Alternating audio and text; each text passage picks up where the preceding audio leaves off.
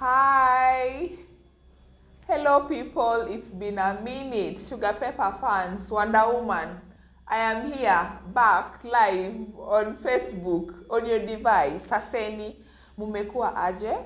This is your host, Onana Afulo. This is Wonder Woman O'Clock. This is Sugapepper O'Clock. Facebook Live for conversations with powerful women, great women in our great county, Busia County, County 040. Today we have an awesome guest, Papa Show. We are going to learn here, discover more about her. So keep it locked. Like and share our page far and wide. Ask questions up kwa comment sections. Let us interact. This show is for us, for you, by you. Sawa. Karibu to the show. Thank you. My name is Onana. What's your name? I'm Mercy Nabwire Papa. Mercy Nabwire Papa. Mercy Nabwire Papa, tell us, who are you?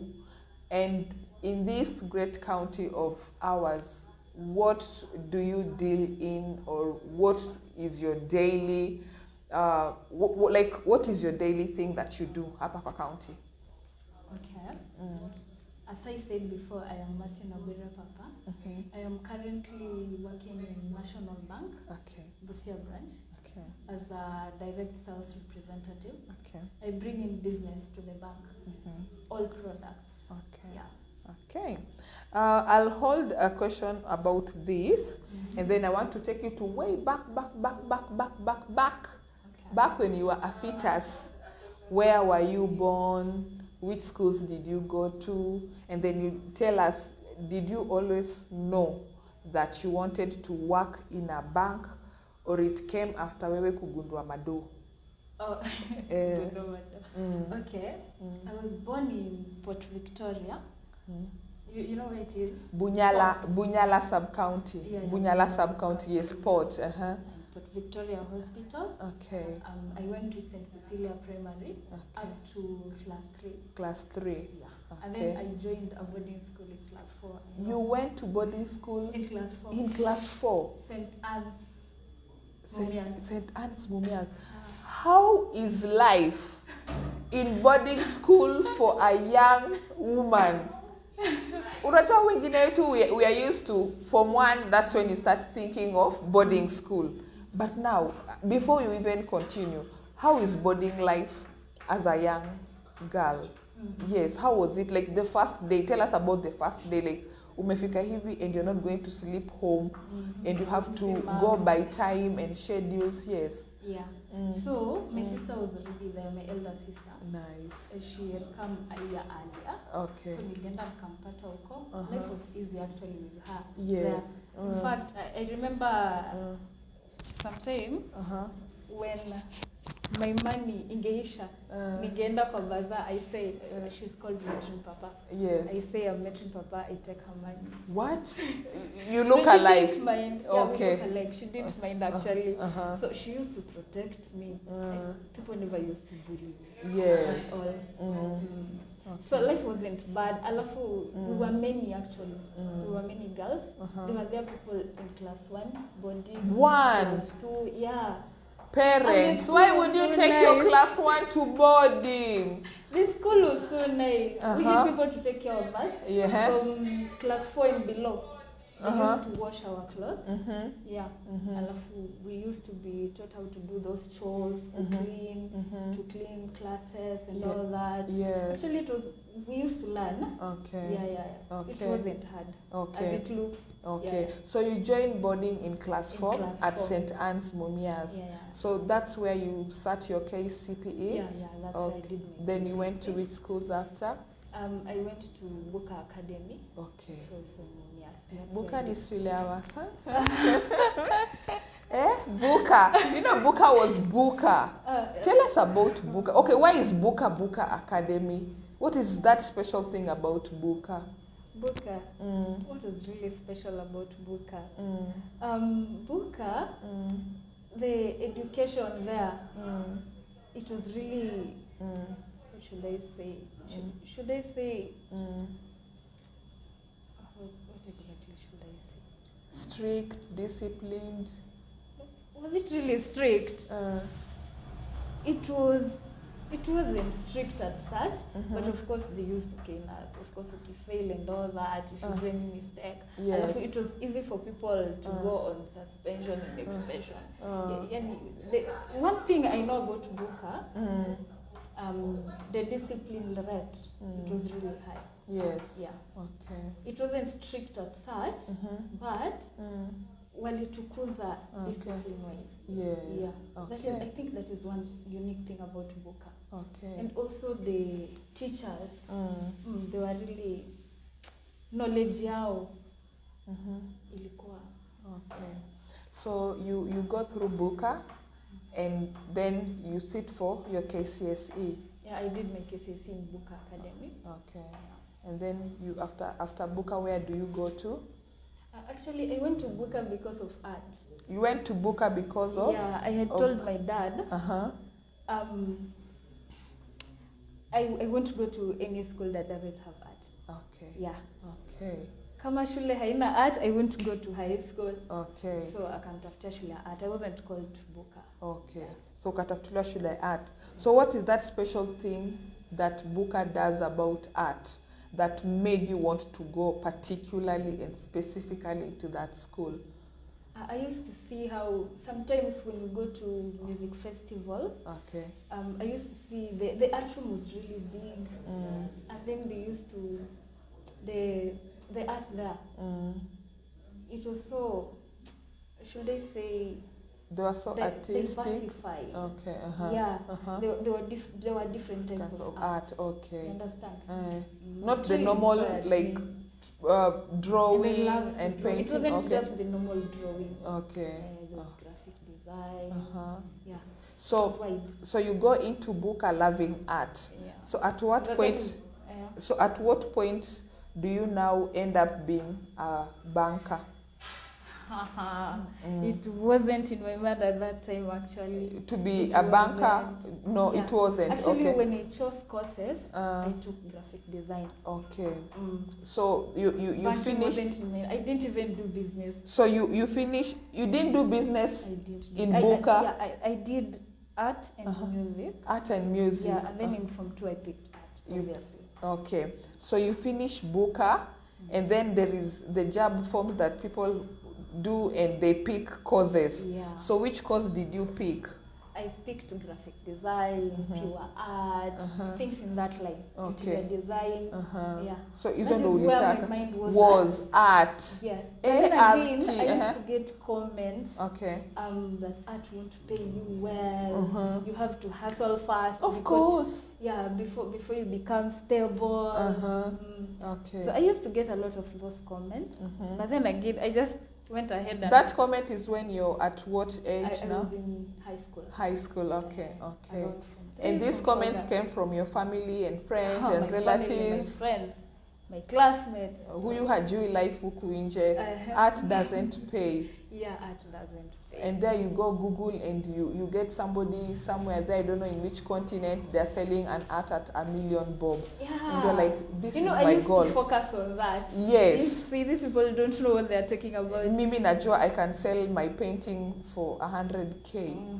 Yeah, Kenya, here, Uganda. I mean, it was my hobby. It was something I loved. You are passionate about. So you picked out all art courses for your entry into a higher learning.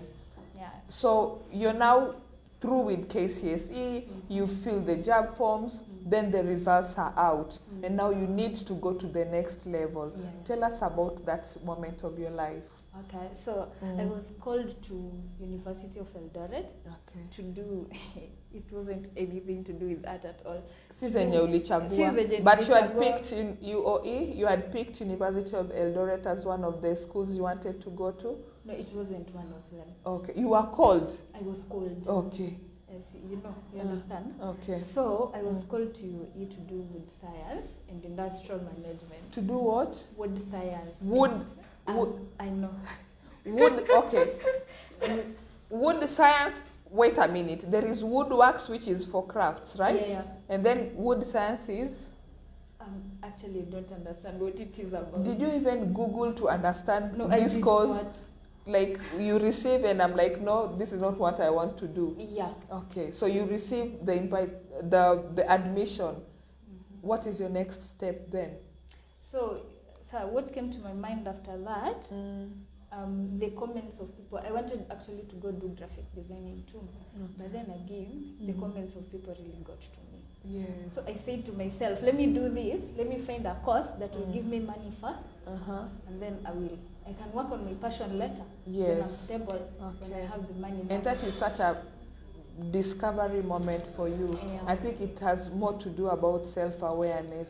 Exactly, yeah. Yes, So what do you decide to do? So I talked to my dad, he picked a list of courses for me, and then I started researching. One of them was commerce, there was law, there was nursing. The normal ones. Yeah. Zenye wazazi wote huwa My mom really wanted me to wanataka. be a nurse. Your mom. Yeah. Did you ever ask her like, Mom, why do you think I should be a nurse? Did you ever ask her that question? I did. What did she say? I am a very caring person, loving. I love to take care of plants, pets, and all that. But that makes you a veterinarian and not a nurse. Okay. As a parent, I think they see things beyond what we know about ourselves. So that is your mom. She wants nursing. Yeah. And your dad anacheza huku side za commerce. No. Amekupea to list. Of course for me. I just go for something that I'll be comfortable with. Okay. Yeah. Are you the firstborn? No, I'm not. So there is Metrin. Yeah, there's Metrin. Yes, who is older than you. So Metrin at this point in time, what is she studying? She was doing Bachelor of Journalism. Journalism. Okay, for her she knew she wanted to do journalism. She did from day one, from primary. Lakini yako ndo ilikuwa inakaa iko na mchezo. Art. Oh my Lord. Okay. But okay.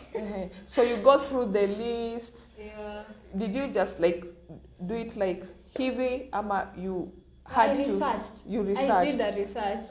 Actually, I did a research. I researched on all of them. And then I was undecided between actuarial science and Bachelor of Commerce. And commerce. Yeah, and then what excited me most about Bachelor of Commerce ni hiyo kuchoose subjects. I mean, kuchoose specialization. Yes. Okay. Yeah, so I took Bachelor of Commerce. So hapo kwa commerce, for the sake of viewers that maybe are in that period where they are undecided, in commerce, how many other branches fall as under commerce? Accounting, finance, insurance, marketing, sales, human resource. Ni mingi sana. You know, at that time, I didn't know which one to specialize on. Yes. So nikasema, let me go with this. Nitafikiria mbele. So kinda tuna your commerce. Yeah, so you become a fresher now. Yeah. First unit in class, Kabarak. University. Now you ended up in Kabarak University. Which campus? Main campus. Main campus. It's in Nakuru. So first day at school, first day in class. Which unit was that as under commerce that now made you know nataka kuendea huku na sitaki kuendea huku? Accounting. Actually, I was confused between accounting, economics, and finance. Quick question. You said you did not do business studies while at Buka. So when you're picking this commerce, is it not a requisite subject to pursue accounting at college level, at university level? Like they do not take business studies as a key subject for you to pursue that course? They didn't. They took mathematics and English. English. You must know how to count money and speak well. I love math. Okay, you love math. Okay. Okay, perfect. So you go through the course and you're through. When did you finish campus? In 2018. 2018. Yeah. So unamaliza. Okay, there is now that part yenye uko katikati ya shule. Did you have art at the back of your mind, or you had now your full focus on Bachelors of Commerce? I had art. You had art. I still used to draw. Okay. I've done a lot of maths for people in campus. Yeah. But then again. Maths like M80. M80. Okay. Okay. When I was in third year, now to choose the specialization, Yes. I was undecided between finance and accounting. And accounting. So I decided to double major. Okay. I did both. Okay. But then again, in my last semester, I missed a quorum for 2 units for accounting. For accounting. Yeah. Okay. So I decided I couldn't wait for a quorum. Yes. Probably ningegoja hata for 1 year. Yes. Do watu watoshe quorum do ni complete. Okay. I get to graduate with my double major. Yes. So I did graduate with my double major.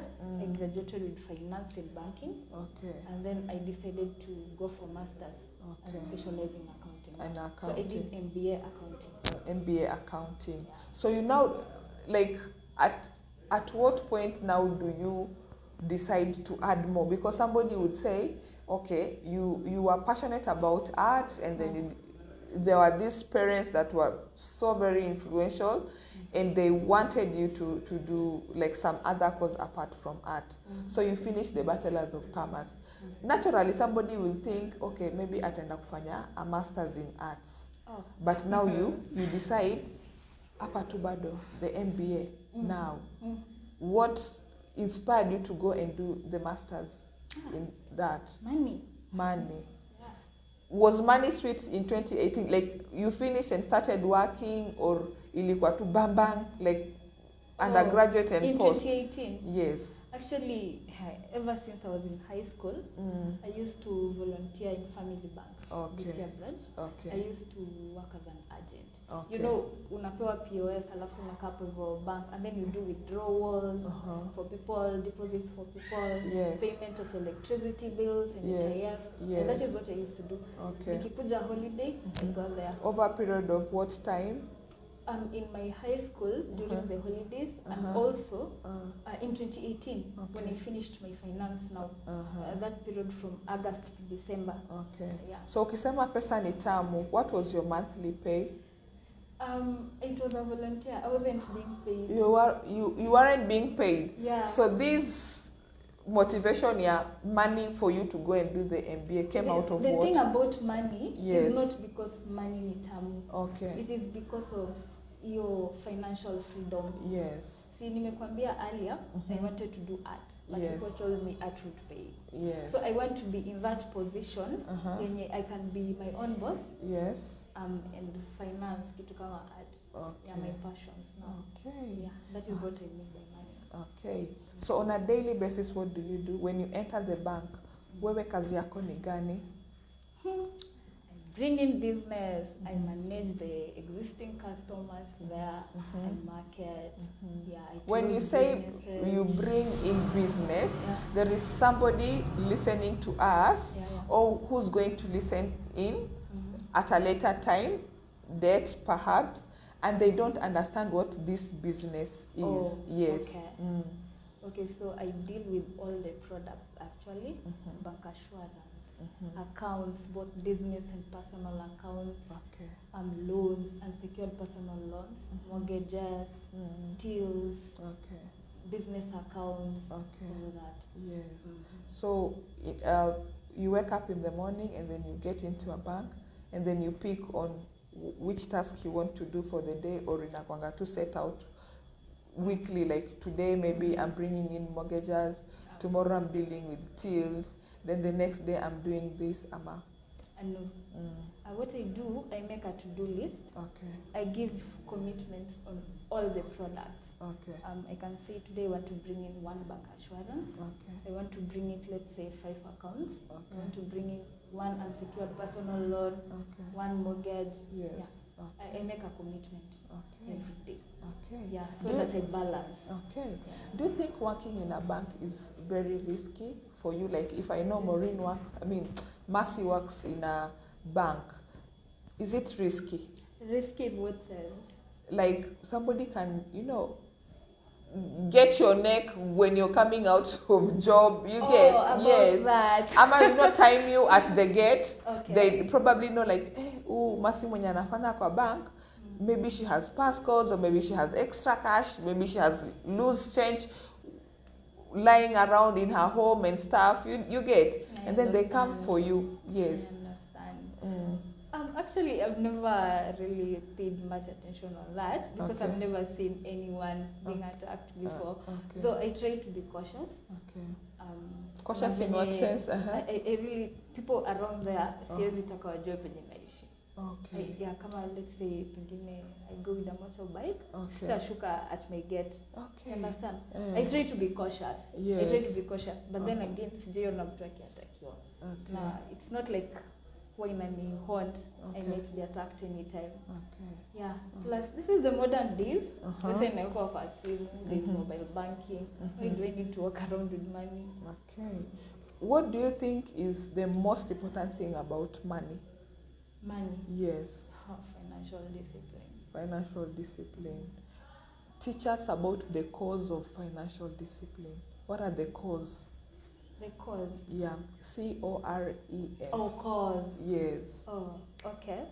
So for financial discipline, one thing for sure, I don't know why most people don't talk about this. Okay. We are here today. We shall talk about finding a financial partner. Okay. Yeah, by a financial partner, I mean a financial institution. Okay. That, you know, as much as kama uko na biashara, ama you have your pay slip, yes, and monthly salary, you have to find a financial partner mwenye atakuguide. Yeah, atakufunza what to invest. You know, there are 3 places penye tunaweka pesa: emergency, savings, na transactional. Our daily Please routine. repeat that. You say emergency. That is for everyone. For everyone. For yeah. everyone, whether Yani corporate or human. Emergency. You'll need money for emergency. Okay. You'll need savings. And then you'll need money for transactional purposes. Yes. Yeah. So to balance that, you'll need guidance. Okay. Yeah. Okay. So you need to get a financial partner mwenye atakuonyesha you know, you can go there for advice. Yes. You choose. Okay. These are I banks. pay or it is free if I have the account?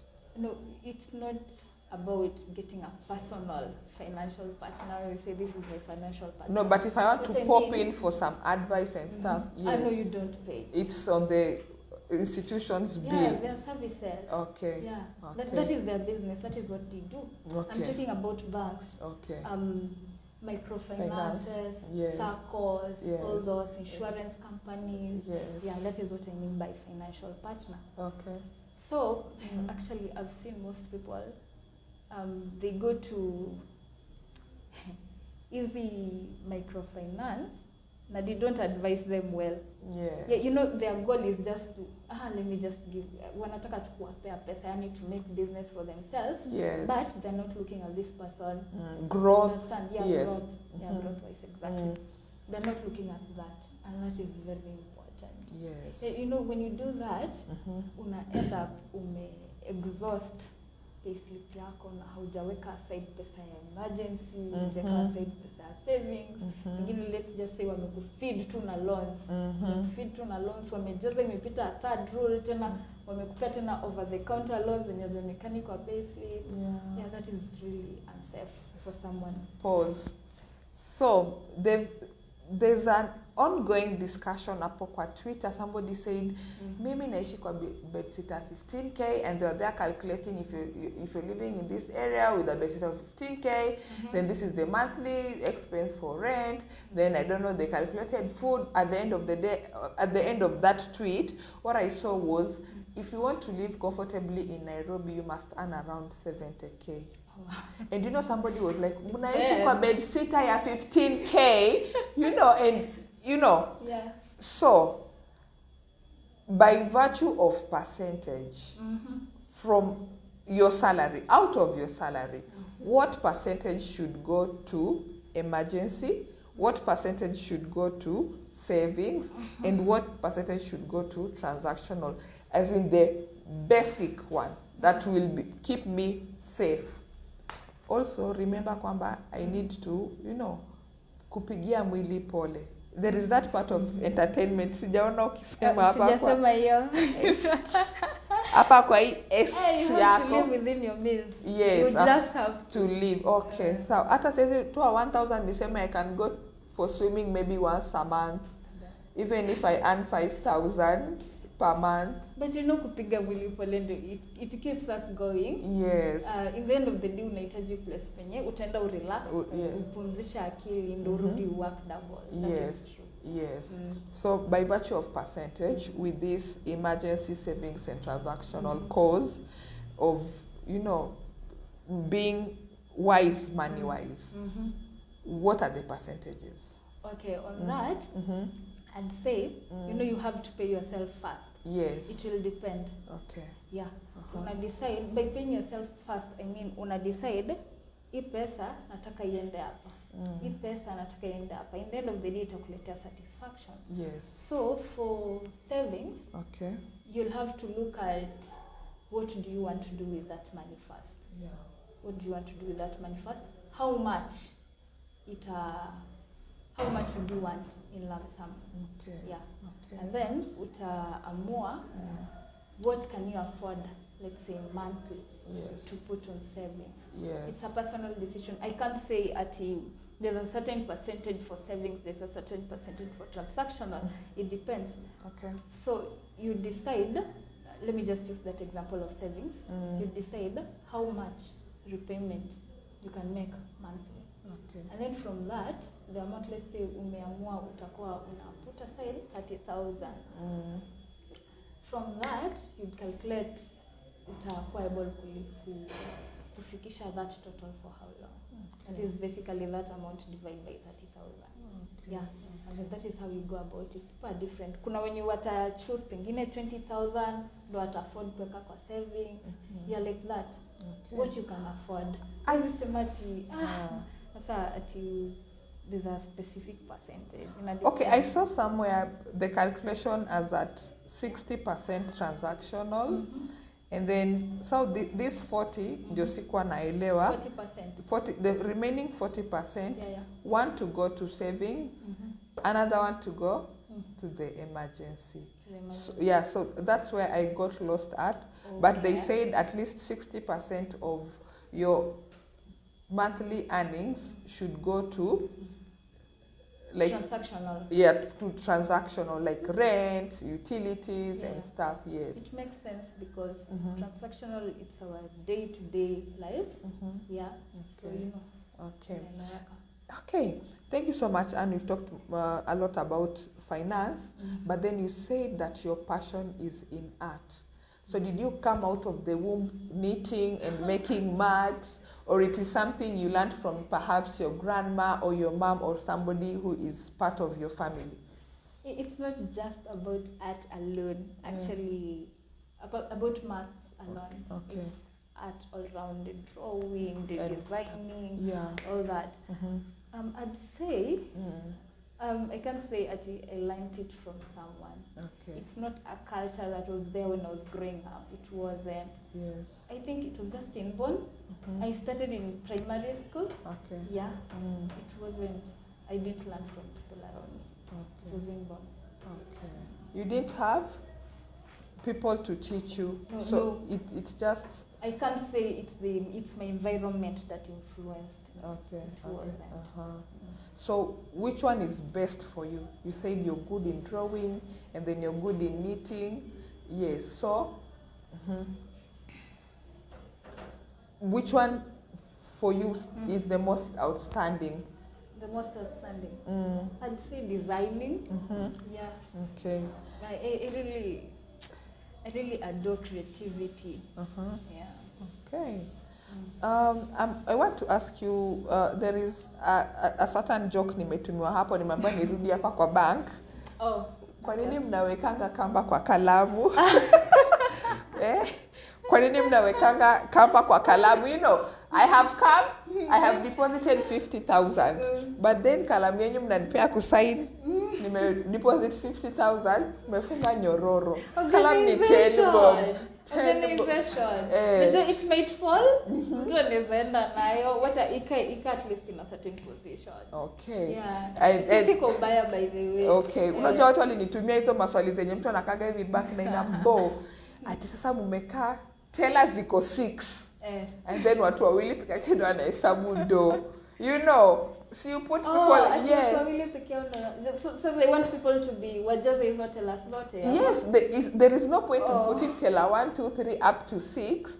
So does that mean you don't have customer? Because still, wezi sema hakuna customer because they're always flooded huku. Like, is it because they don't want to see the bank as being empty? Because people want to be served first and go about their business?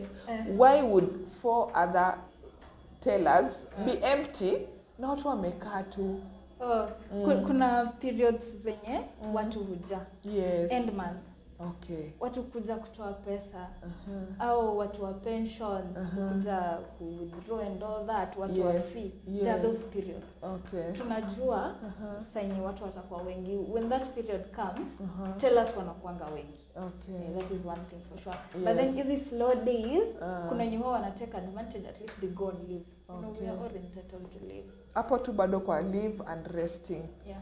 At what time do you eat, you people? Okay, you know, pia tunafaa tuwahurumie, si ndio? At what time do you people eat? Yes, like at what time do you? Because somebody cannot allow you just leave and maybe ameshambia dem fulani wacha ni withdraw na kutumia hiyo dutu saa ya salon ataki awachwe. You get? Mom, nakutumia do, mom, usinirushie laana. Yes, do you people eat?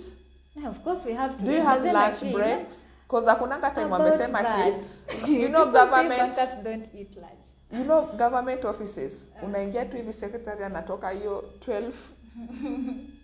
12:27 na umechagua lunch. Umeona imeandikwa 12:30 lakini anatoka 12:27. Kaa ungoje na lunch yao ni hadi saa 8. Maybe we are calculating 1:30. But bankers, we don't see banks closed. We don't see them eat, like you are always counting money like chwa chwa chwa chwa chwa chwa. Tell us, do you people eat lunch? Lunch is very rare. Okay. Lunch is very rare for bankers. Though if you are really hungry, it doesn't mean that it's not a rule that you shouldn't take lunch in a bank. It's not a rule. If you're hungry, of course, people order food and then you go. We have a kitchen. You go eat. Alafu unarudi kazi. People break. Okay, they are break. But then again, we eat at 10. Okay. Most of us eat at 10. Okay. And then until 3. Until 3. And around 3, around 4 there, when the bank is almost closed. Okay. Yeah, most people do that. But then again, for lunch, I can't say that there's a rule you're not supposed to take lunch. No, there's nothing like that. Of course. You can break if you want to, but kama uko busy. You know, if you're busy, customers pia wanakukeep you busy. Hata you won't even think about lunch. Okay. But ukisikia njaa pia umesikia tu njaa. Aya, turudi hapa kwa mental health, like, you know, sometimes people get depressed over small issues. Of course, so you are there with your MBA, that day you are counting money, and then you just see a simple mother. Sometimes my spiritual dad was a banker, but now he's an apostle. And sometimes when he's preaching, he tells us that the richest, wealthiest people sometimes don't even know how to write the wordings on a check. That and he would he would write them. So depression, now depa kwa depression. You are there, umefanya bachelor's, umeenda umefanya MBA, and then you are, you know, in your account maybe unacheza pa kwa 100 or 50, that's your saving. Yeah. And then there is this mama account yake iko na mazero mingi, na si zile zero zenye ziko after dot, ziko before the dot, you know, like a loaded account. Don't you feel like, what? You know, you can be depressed that there is people having so much money, and me, like, why am I counting this much money, and does it get to you at times? Oh, first of all, the richest people are business people. Yes. That is one thing for sure. But then again, about that, you know, each journey, destiny yetu ni different. Yes. Yeah, we go on different paths.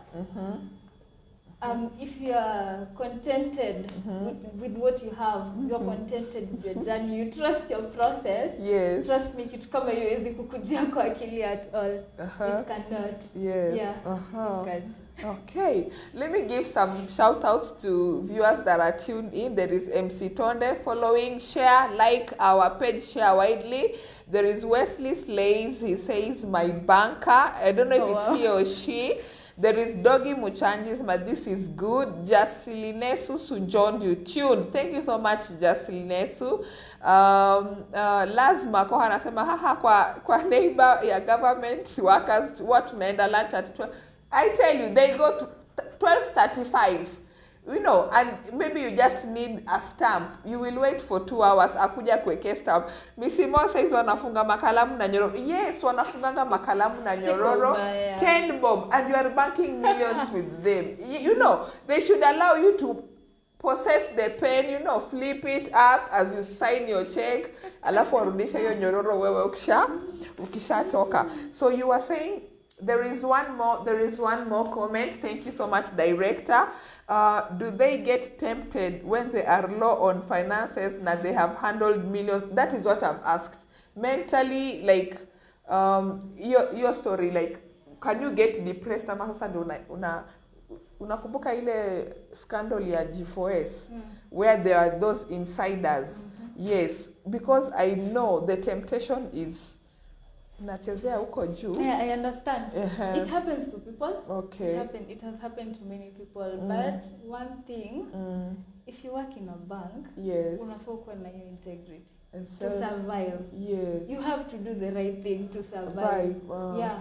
So ukiwa contented, you have the integrity. You can't even think of doing something like that. Yeah. It depends with the person.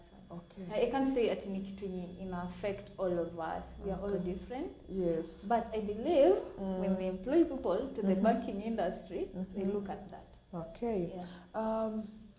Do you receive psychosocial support, like some counseling sessions, when you feel like, I cannot keep on counting money and me, I'm not getting money into my account. I need to speak to somebody, I'm going to lose it. Does the bank offer such to its workers? Okay. Yeah, and we have HR ni HR.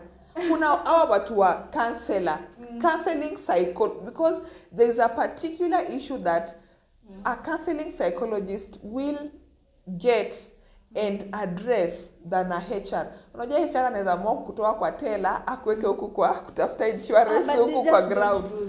They just can't do that. They have to look at all aspects. You know, these people, they are trained to take care of the human resource, the organization. Yes. Wezi tu amwa tu wacha tu nifanye hivi. You just wake up one morning, alafu namwa let me do this.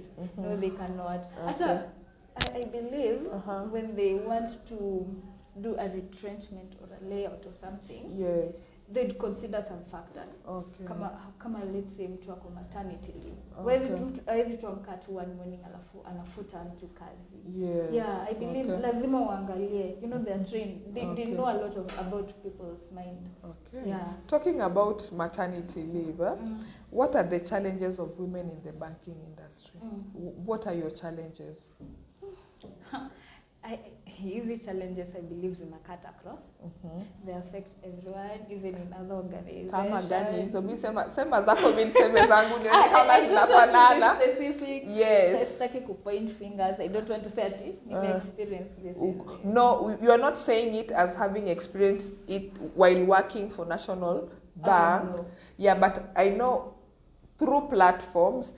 Perhaps, I don't know, because I've not had the focus to listen to bankers talking about their challenges, especially particularly women bankers, because I've not seen that conversation. But I'm just trying to think. It's not that you are going through that challenge, but maybe somewhere you've heard or seen, maybe somewhere.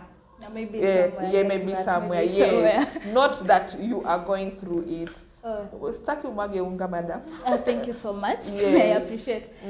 So about that, one thing I've really noticed affect a lot of women, a lot of working women. Yes. The single ones. Okay. Oh my Lord. The first question mtu atakuuliza umeolewa. And then after that, atakuweka mahali now, atakuposition, am I now supposed to respect you or not, something like that. Now, can I listen to this one or not? This one is not responsible because she's not married. It works, it is everywhere. It is everywhere. That. Yes. There's that. And then there's also sexual harassment. You know, everywhere. It's everywhere.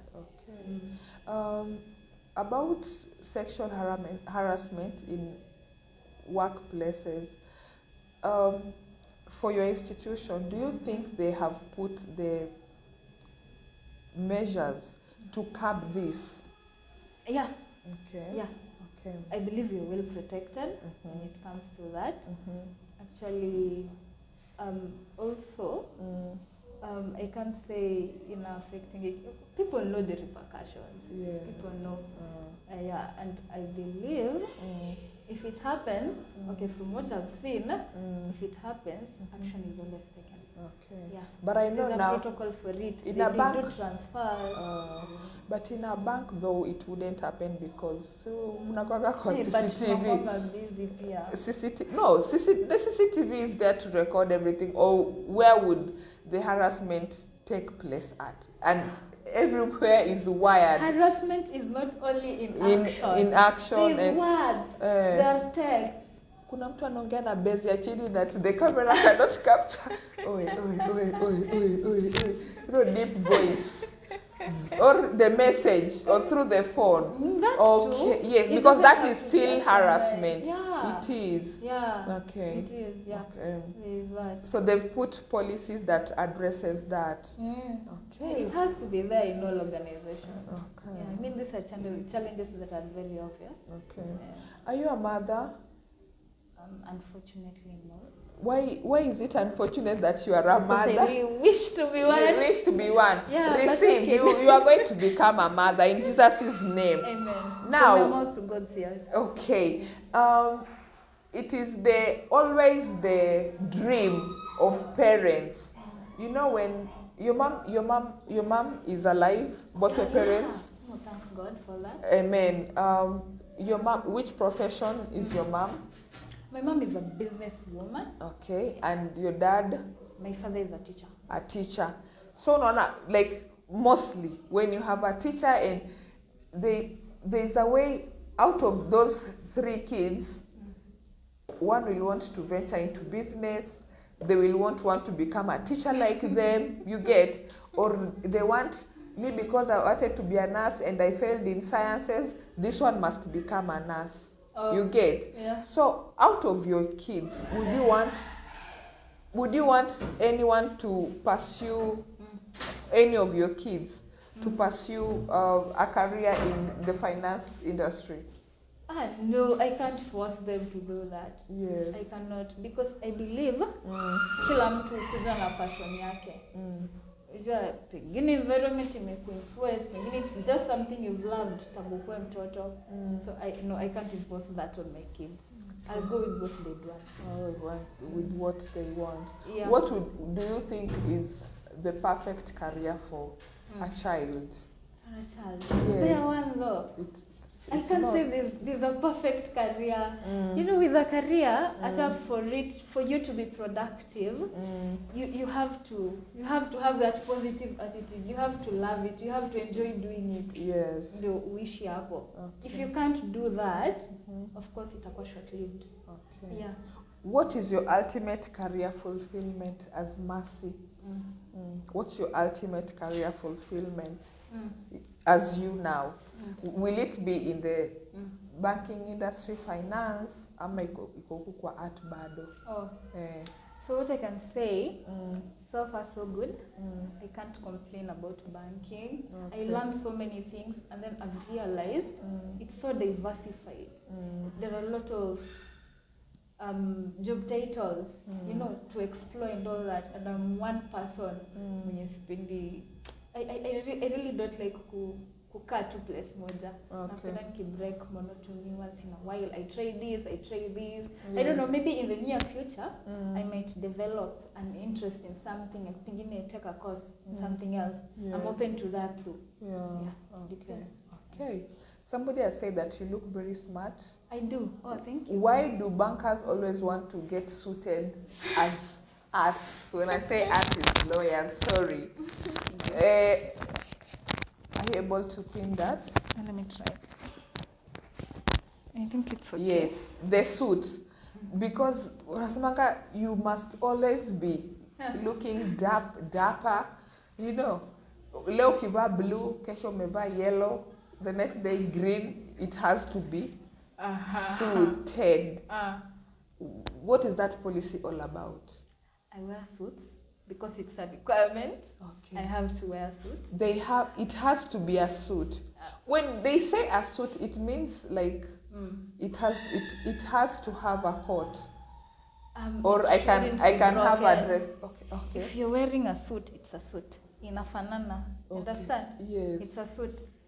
If you want to wear a dress, it's a dress. Equal uniform, and then the colors also. It has to be dull colors, navy blue, black, things in that line. Nacheza sawa sawa na huku kwa lawyers. Yeah, exactly, actually. So that means you must have a suit from Monday to not Saturday. Necessarily a suit. Suit. Hizo vitu za headquarters. Headquarters branch unaweza vaa kara yako na pressure. Okay. It's not a must you wear a suit every day, but then again, it's a requirement. It's a policy. Okay. Yeah, that you have to abide. Okay. Usipovaa hivyo unaitwa kwa staff room. But you know the beauty of disclaimer, I'm classing in court. Disclaimer. The beauty of a branch, there's no HR there. Yes. So hakuna mtu atakupolice. You're supposed to wear this and this, yeah. But it's a policy in the end of the day. Okay. Yeah, unakuwa to discipline. Yes, you know? and you put on. I see you are in flat shoes. Na kuna wale wa heels. Which one is the best in that sector? Actually, nimetoka field ndo nikakuja hapa. Nimetoka Chakol. Umetoka Chakol. Yeah. So like, awesome. hey, I can't go there with heels. Now, but when you're within now the bank, yes, like the physical place, heels or flats for you? Heels. Yeah.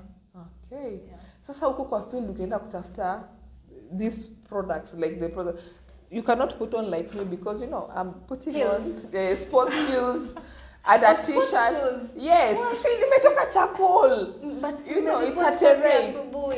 Attend meeting as sports shoes. I can't go with social. So I can remove. I go to the field, do that, then put on again, come for the evening meeting as I go back home. Or policy is policy, whether you're in or out there working as an employee of this banking institution. It all goes back to discipline. Okay. Yeah. Okay. Yeah, you choose.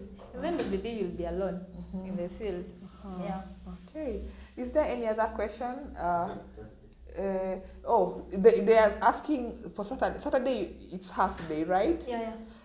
So you only have like 1.5 days to put on all these other clothes that we enjoy putting them on. I enjoy putting Which one is the best outfit for you to cut the monotony of putting on a suit?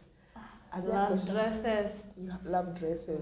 Kuna Ankara, kuna hizi zingine. But Ankara for Fridays. Oh. Yeah. Ankara and branded t-shirts for the bank. Okay. For Fridays. Okay.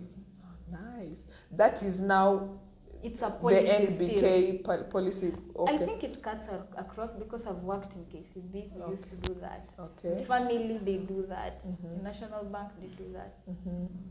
Okay. Mercy, as you wind up, what is that one message for people in Busia? Because this one is a platform where you speak something that remains impactful to our society. So coming from the banking industry, what is that one impact, that one statement that would make today that has to resonate for years to come? Because this is a platform, we shall remain, this video, this session is going to remain for years and years to come. Okay. What would you want people to remember you for? Or what is that one thing that ukipewa hivi mic to address all Kenyans or even all human beings in the globe, this is what you want to tell people, like vaeni masks. Oh, okay. Tumieni hii sanitizer, social distance, you know, like now that is the thing. Like mtu akipewa mic, this is the message they want to pass across. For you, what is that message?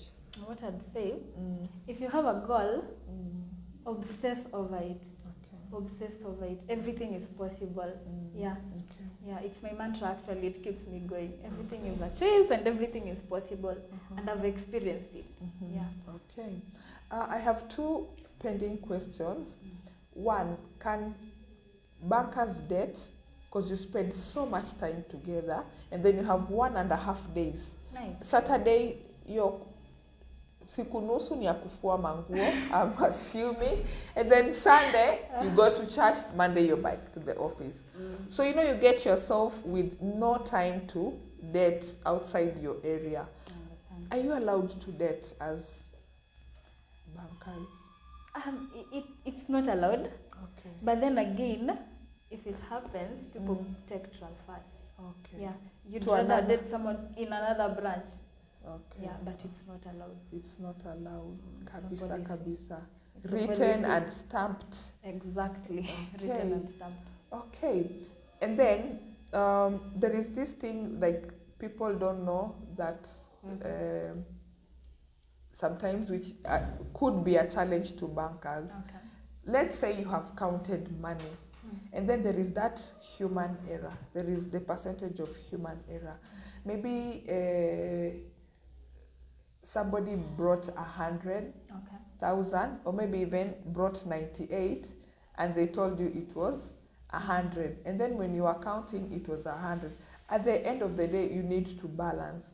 So if there is a deficit, huwa mnafanyanga aje? Oh, that's another one big challenge. It happens every day, by the way. It's very normal. Deficits are very normal. Surplus are very normal.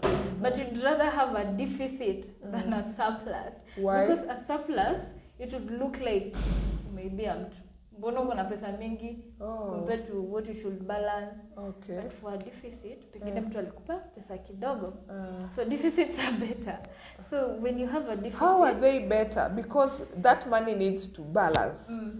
Where will the balance now come from? You know, wakiku question, like, when mtu akipata hiyo impression, probably pengine umechukua pesa mtu mingi or something, ama umedanganya mtu. Yeah. There's a risk of losing your job. Okay. Okay. So for a deficit, if you can't determine where penye hiyo pesa imepotelea, huwezi hata ipata na CCTV and all that. You'll have to pay it. You'll have to pay it. Yeah. Hata ikuwe 1 million. Yeah.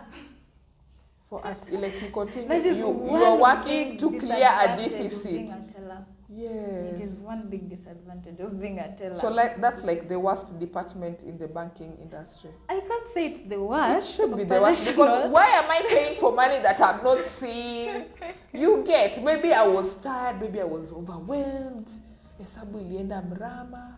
It wasn't my fault. I'm But these people tired. get bonuses twice a year. Okay. Yeah, the salary will Okay. increase mara mbili every year for national bank. That is. Okay. Yeah. Okay.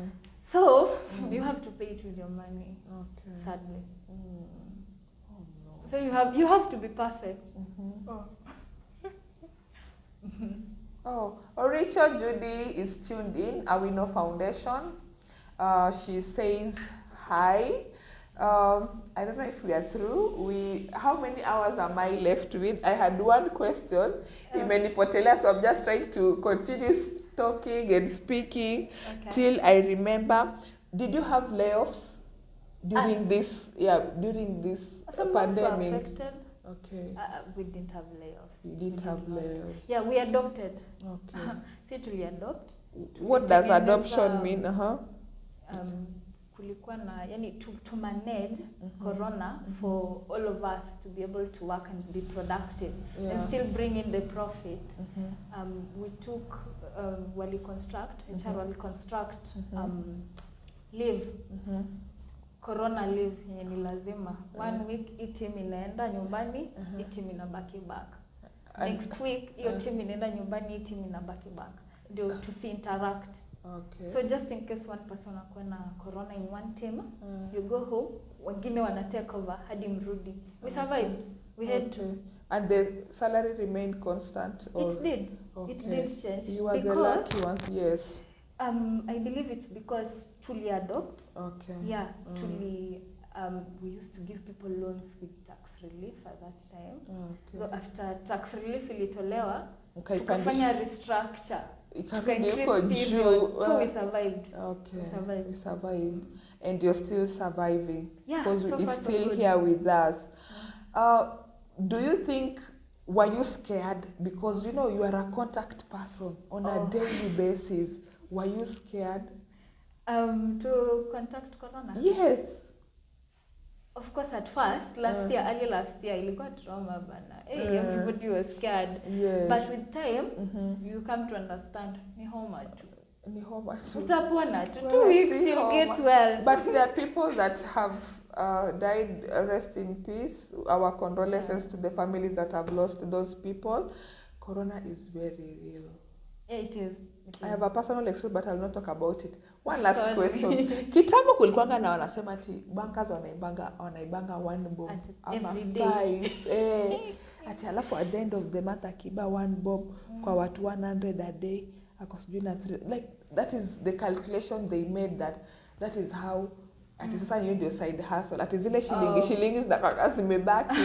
That is how bankers, you know. Oh, I understand. Wanaiba kidogo. You know, in the end of the day, things have to balance to the last cent. Yes. Things have to balance. Siku za mwezi tu ni 40 utapatikana to in the end of the day. Hata kama ni 5 bob ni surplus.